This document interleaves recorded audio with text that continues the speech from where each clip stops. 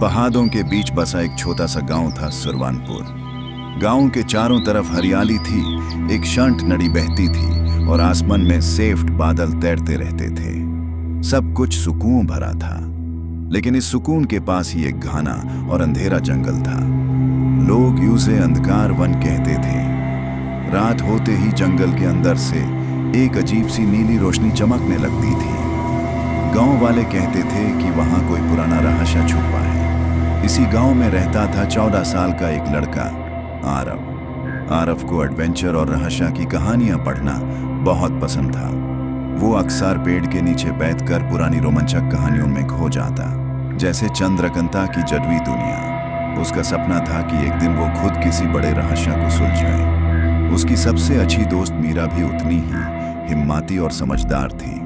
दोनों अक्सर जंगल की तरफ देखते और सोचते कि वहां का सच क्या हो सकता है। एक दिन उन्होंने फैसला किया कि वो जंगल के रहस्य का पता लगाएंगे। अगली सुबह दोनों ने अपने बग में टॉर्च, पानी और थोड़ा सा खाना रखा और निकल पड़े अंधकार वन की तरफ। जंगल के अंदर कदम रखते ही माहौल बदल गया। हवा ठंडी और भारी हो गई। पेड़ इतने घने थे कि सूरज की रोशनी मुश्किल से जमीन तक पहुंच पाती थी। हर तरफ अजीब सी खामोशी थी।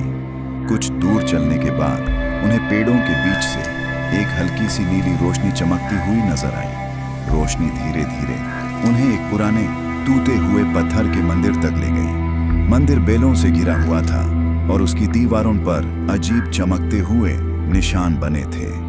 मंदिर के अंदर अंधेरा था।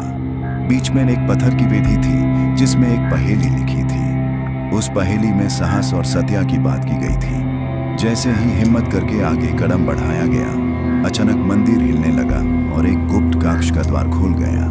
गुप्त कक्ष के बीच हवा में तैरता हुआ एक चमकता नीला रत्न था। उसकी रोशनी पूरे कक्ष को प्रकाश से भर रही थी। तभी अंधेरे से एक वृद्ध रक्षक सामने आया। उसके चेहरे पर शांति थी और आंखों में गहरी समझ।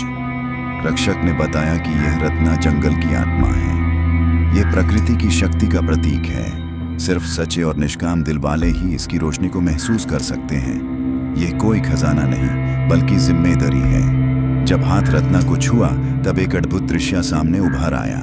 पूरा जंगल जीवंत हो उठा। पेड़ चमकने लगे, नदी हीरे की तरह दमकने लगी और जानवर आजादी से दौड़ते हुए दिखाई दिए। उस पल समझ आ गया कि जंगल सिर्फ पेड़ और मिट्टी नहीं, बल्कि एक जीवित संसार है। धीरे धीरे रक्षक रोशनी में विलीन हो गया।